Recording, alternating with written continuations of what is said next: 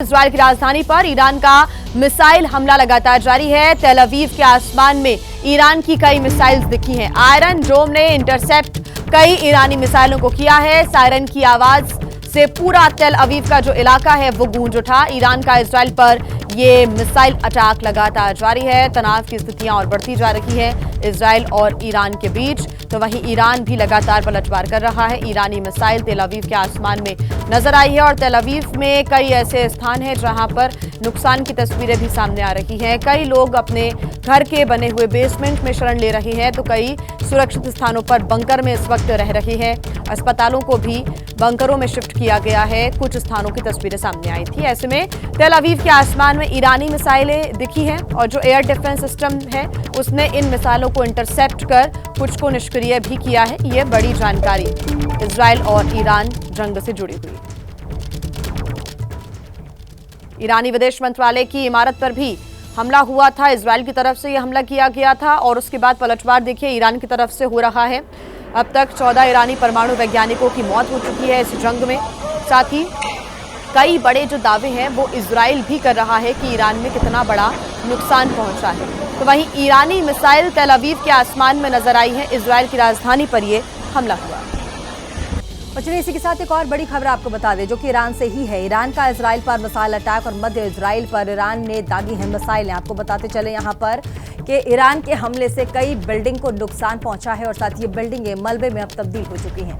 Israel की कई इमारतें ईरान के हमले के बाद रेस्क्यू ऑपरेशन लगातार वहां जारी है और जिस तरीके से तस्वीरें वहां से निकल कर सामने आ रही हैं उससे लग रहा है कि ये जो युद्ध है वो आगे जाने वाला है। फिलहाल ग्लोबल मंच पर वैश्विक तौर पर जो देश हैं वो एक दूसरे से बातचीत तो कर रहे हैं, लेकिन जिस तरीके से ईरान और इजराइल के बीच ये युद्ध चल रहा है उसको लेकर के आने वाले समय को लेकर के भी कई बड़े जो ग्लोबलाइज जो बड़े बड़े लोग हैं वो चिंता जाहिर कर रहे हैं कि ये जो युद्ध है कहीं आगे ना चला जाए। और ऐसे में दो तस्वीर इस वक्त फिलहाल आपको दिखा रहे हैं। फिलहाल जो पहली तस्वीर है वो तेल अवीव की है और साथ ही दूसरी तस्वीर देखिए कुछ इमारतों को लगातार जिस तरीके से टारगेट किया जा रहा है, बमबारी हो रही है, वहाँ से इमारतों को खासा नुकसान पहुँचा है। और मध्य इजराइल की तस्वीर है जहाँ पर जो बिल्डिंग्स हैं उनको नुकसान पहुँचाया जा रहा है और कोशिश यही की जा रही है कि लगातार जैसे इजराइल ने भी कहा था कि हमने ईरान के सैन्य ठिकानों पर हमला किया है, लेकिन इजराइल ने फिर आरोप लगाया कि जो जवाबी कार्रवाई ईरान की तरफ से की गई है वो हमारे रिहायशी इलाकों पर किया गया है। और यही वो तस्वीर है, मध्य इजराइल की हम तस्वीरें दिखा रहे हैं जहां पर बिल्डिंग को ध्वस्त किया गया है और कैसे धू-धू करके जलता ये पूरा का मंजर आपको नजर आ रहा होगा। आइए खबरों में आगे बढ़ते हैं और अब बात करते हैं प्रधानमंत्री के दौरे की। पीएम मोदी रविवार को साइप्रस के दौरे पर पहुंचे जहां से उन्होंने अपनी 5 दिवसीय विदेश यात्रा की शुरुआत की। ऑपरेशन सिंदूर के बाद पीएम मोदी की ये पहली विदेश यात्रा है। ऑपरेशन सिंदूर की धमक पीएम मोदी के साइप्रस दौरे में दिखी, जहां पीएम मोदी के स्वागत के लिए लोग ऑपरेशन सिंदूर का पोस्टर लेकर पहुंचे और पीएम मोदी ने थम्स अप किया। पीएम मोदी जब होटल पहुंचे तो उनसे मिलने के लिए बड़ी संख्या में भारतीय समुदाय के लोग मौजूद थे।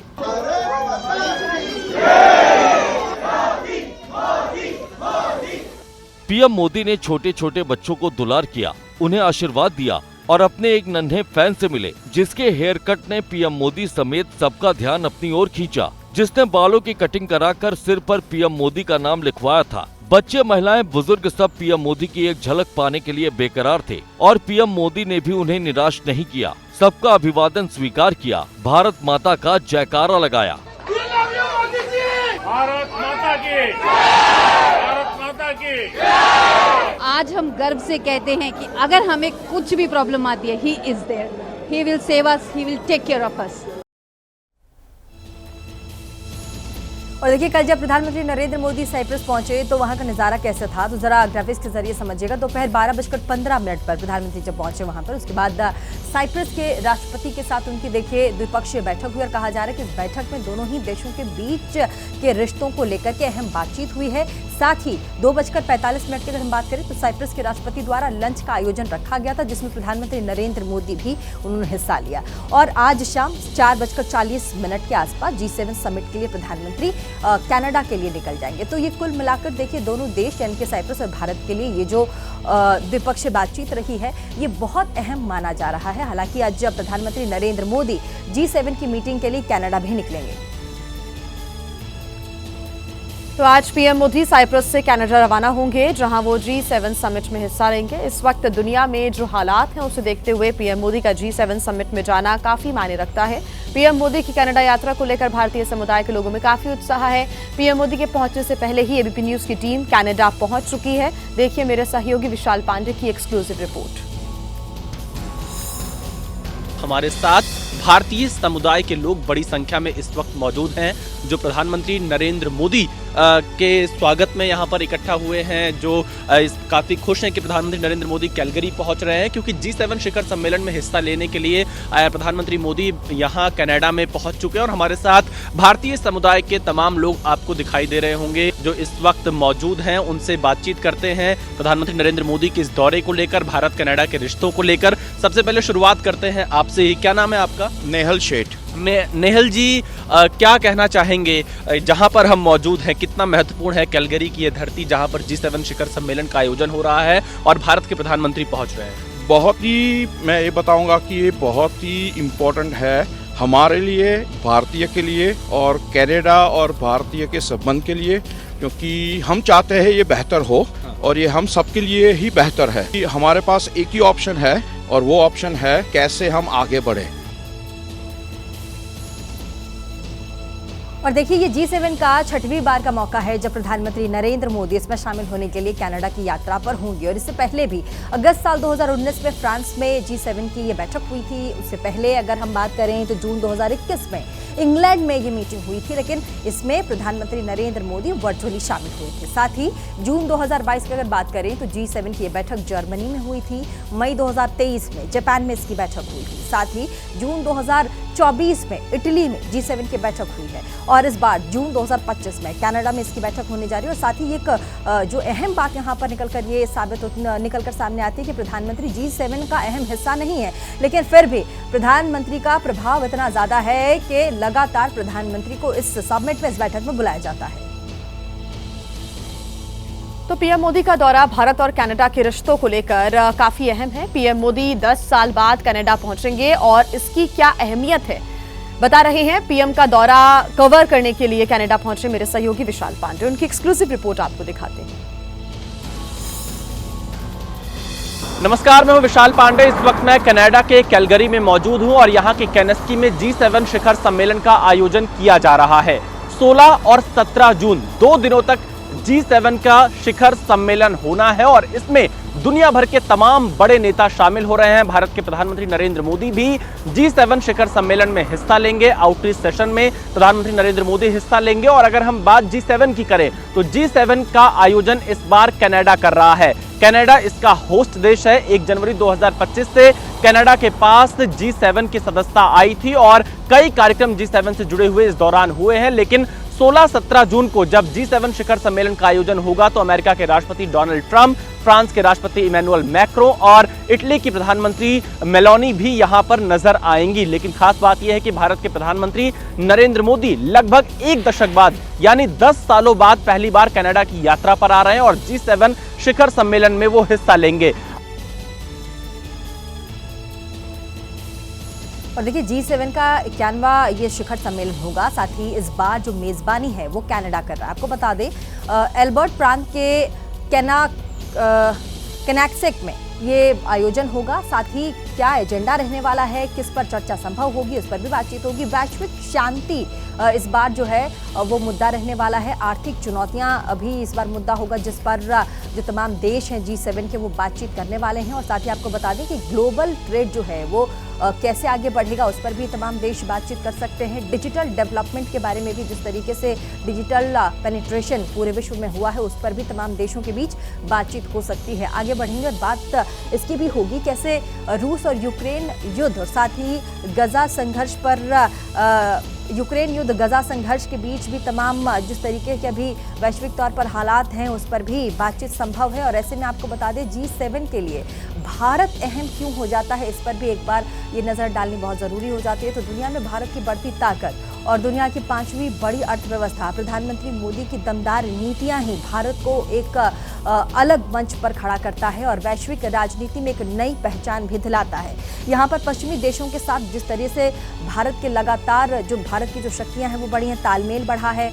आप व्यापारिक साझेदारी में भारत काफ़ी आगे आया है। कूटनीतिक डिप्लोमेसी है अगर उसकी बात करें तो उसमें भी भारत जिस तरीके से तमाम देशों के साथ आगे आया है उसको लेकर के भी भारत एक नया स्टैंड रखता है।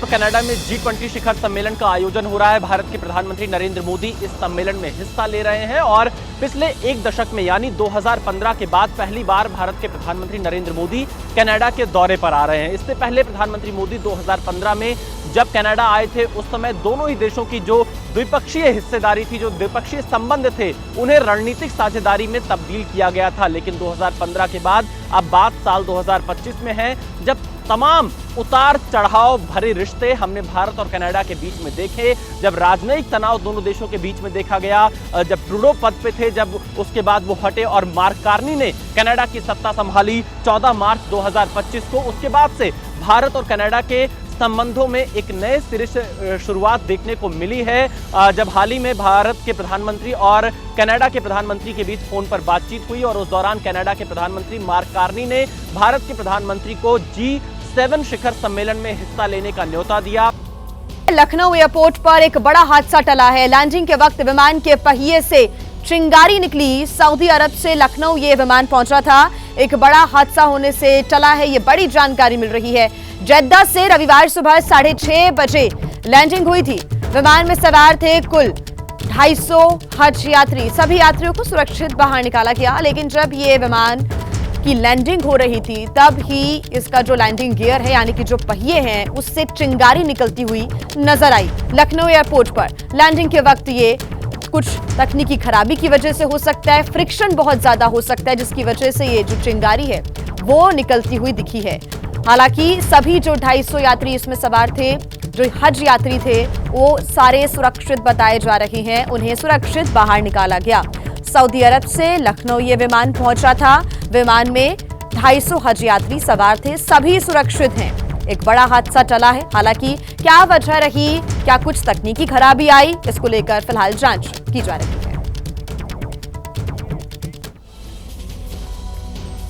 और इस बीच एक और बड़ी खबर मिल रही है। ब्रिटिश एयरवेज की फ्लाइट लंदन वापस लौटी है। बीच उड़ान से लंदन वापस लौटा है बोइंग ड्रीमलाइनर विमान। ये बड़ी जानकारी मिल रही है। चेन्नई आ रही ब्रिटिश एयरवेज की जो फ्लाइट है वो वापस लंदन लौट गई। उसका रूट भी ये सामने आया है कि कैसे उड़ान भरी गई और फिर ये जो विमान है वापस लंदन लौट गया। तकनीकी खराबी के कारण बीच उड़ान से ही ये फ्लाइट वापस लौट गई। सभी यात्री और क्रू मेंबर सुरक्षित विमान से उतारे गए हैं। किसी भी प्रकार की कोई रिस्क यहां पर नहीं ली जा रही है। ऐसे में ये ड्रीमलाइनर विमान ही बताया जा रहा है जो कि ब्रिटिश एयरवेज की फ्लाइट बताई जा रही है जो कि वापस लंदन लौट गई। तो लखनऊ एयरपोर्ट पर एक बड़ा हादसा टला। तो वहीं दूसरी खबर ये सामने आती है कि बोइंग का ही ड्रीमलाइनर विमान जो कि ब्रिटिश एयरवेज का बताया जा रहा है वो उड़ान भरता है लंदन से और उसके बाद वापस ही वो लंदन वापस लौट जाता है। चेन्नई इस ब्रिटिश एयरवेज के विमान को आना था, लेकिन चेन्नई में लैंडिंग नहीं हुई इसकी। बीच ही रास्ते में कुछ तकनीकी खराबी के कारण ये फ्लाइट वापस लौट गई। हालांकि गनीमत रही कि सभी यात्री इसमें सुरक्षित हैं, उनको वापस सुरक्षित उतारा गया है विमान से।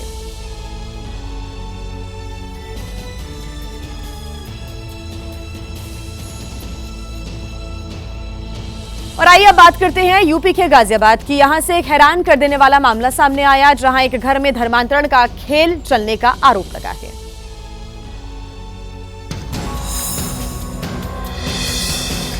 मामला गाजियाबाद के क्रॉसिंग रिपब्लिक थाने के राहुल विहार इलाके का। रविवार को एक घर में चल रही प्रार्थना सभा पर उस वक्त विवाद खड़ा हो गया जब कुछ स्थानीय लोगों ने वहां पर धर्म परिवर्तन कराए जाने का संगीन आरोप लगाते हुए विरोध जताया। आरोप है कि एक घर में अनुसूचित जातियों के व्यक्तियों को बुलाकर कई तरीके से प्रलोभन देकर धर्मांतरण कराया जाता है।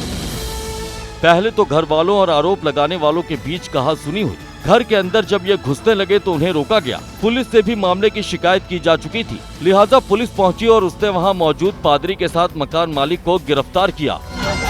इसमें एक व्यक्ति विनोद जो कि पादरी हैं, निवासी थाना साहिबाबाद, मूल निवासी केरला, अनुसूचित जातियों के कई व्यक्तियों को बुलाकर कई तरह के प्रलोभन देकर धर्मांतरण का मामला बताया गया। प्रत्येक रविवार के दिन इन पादरी के द्वारा आकर प्रार्थना पढ़ी जाती थी।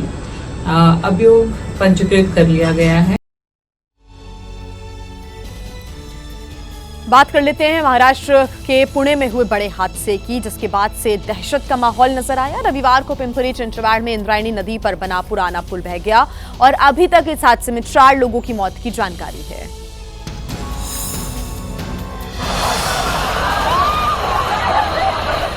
तस्वीरें बताने के लिए काफी हैं कि हादसा कितना भयानक था। भारी बारिश की वजह से पानी का बहाव तेज हुआ और लोहे का पुल इंद्रायणी नदी में जा समाया। जिस वक्त यह हादसा हुआ उस वक्त बड़ी संख्या में लोग पुल पर मौजूद थे, जिनमें से कई लोग नदी के तेज बहाव में बह गए। हादसे की जानकारी मिलते ही आनन फानन में राहत और बचाव कार्य शुरू किया गया और करीब 40 लोगों को बचाया गया। दरअसल इस पुल पर न जाने के लिए एक बोर्ड भी लगा हुआ था, लेकिन पर्यटक नहीं माने और पुल पर चले गए। एक सच्चाई ये भी है कि कागजों में ये पुल कई महीनों से बंद था, लेकिन फिर भी यहाँ तक पहुँचने के लिए रास्ते खुले थे, जिसके चलते लोग यहाँ पहुँच जाते थे। हालत ये थी कि पुल पर कई लोग दोपहिया गाड़ी भी लेकर चले जाते थे, जिससे पुल का भार बढ़ा और दशकों पुराना ये पुल इस भार को संभाल नहीं पाया। इस पुल हादसे में 30 से ज्यादा लोग घायल हुए हैं, जिनका इलाज अस्पताल में चल रहा है। पिंपरी चिंचवाड़ में पुल के ढहने के बाद चलाया गया रेस्क्यू ऑपरेशन अब पूरा हो चुका है। बड़ी बड़ी मशीनों से मलबे को हटाया गया और लोगों की तलाश के लिए कई टीमें लगाई गई थी। हादसे के दौरान पुल पर कई लोग मौजूद थे। जैसे ही इंद्रायणी नदी के तेज बहाव में पुल बहा तो नदी के पानी में कई सारे लोग भी पानी के तेज बहाव में फंसे दिखे। चारों ओर अफरा तफरी और चीख पुकार मच गई। लोगों को बचाने के लिए फौरन ही रेस्क्यू ऑपरेशन शुरू किया गया। हादसे की जगह की ओर एम्बुलेंस भागती दिखी। बड़ी संख्या में रेस्क्यू टीम के मेंबर भी मौके पर पहुंचे, जिन्होंने लोगों को बचाने की कोशिश शुरू की। हादसे के बाद करीब 40 लोगों को नदी से निकाला गया और उन्हें अस्पताल पहुंचाया गया। वहीं इसके बाद भी रेस्क्यू ऑपरेशन बंद नहीं हुआ। पुल गिरने से चारों ओर मलबा फैल गया था और नदी की धारा के बीच कुछ और लोगों के फंसे होने की आशंका थी। ऐसे में पूरी रात यहाँ पर रेस्क्यू अभियान चला। अभी 4 डेड बॉडी अभी तक हमारी निकाली गई। हमारे करीब 250 लोग यहाँ पे काम कर रहे हैं। उनका रिस्पॉन्स टाइम काफी अच्छा था, उसकी वजह से मैक्सिमम लोगों को इमीडिएटली बचा सके। उनका पुल बहने की वजह से हुए इस हादसे की तस्वीर देखकर इलाके के लोगों में दहशत है, जो मनाही के बावजूद इस पुल का धड़ल्ले से इस्तेमाल कर रहे थे।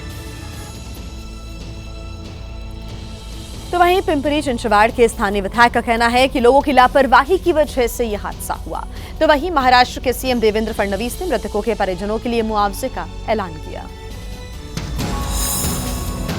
पिंपरी चिंचवाड़ में हुए इस हादसे से कई सवाल खड़े हो गए। हालांकि एनसीपी विधायक सुनील शेलके की माने तो हादसे के पीछे की वजह लोगों की लापरवाही है। यहाँ पे जो आपको छोटा सा ब्रिज दिख रहा है, वो यहाँ के फार्मर लोगों को जाने आने के लिए, पैदल जाने आने के लिए इसका पूरा 30 साल पहले अरेंजमेंट किया था।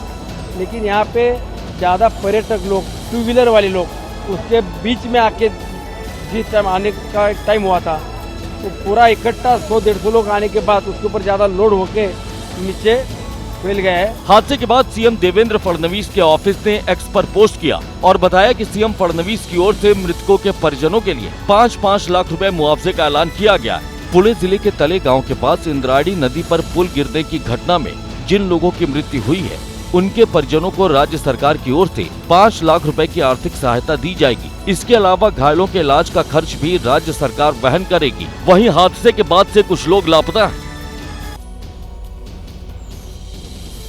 पिंपरी चिंचवाड़ में हुए पुल हादसे पर अब सियासत भी गर्म होती दिख रही है। हादसे के बाद से ही विपक्ष और सरकार के बीच जुबानी वार और पलटवार जारी है।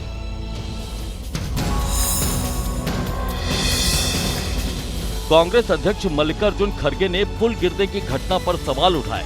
एक्स पर पोस्ट कर लिखा कि सत्ता में बैठे लोगों से इसे लेकर सार्थक सवाल पूछे जाने चाहिए और ये भी जरूरी है कि जिम्मेदार व्यक्तियों को कानून के दायरे में लाकर उन्हें जवाबदेह ठहराया जाए। इस मामले पर टीएमसी ने भी सवाल खड़े किए हैं। जब कलकत्ता में पोस्ता फ्लाईओवर टूट चुका था, तब वो बोले थे, नरेंद्र मोदी जी आकर बोले थे, एक्ट ऑफ गॉड नहीं, एक्ट ऑफ फ्रॉड है।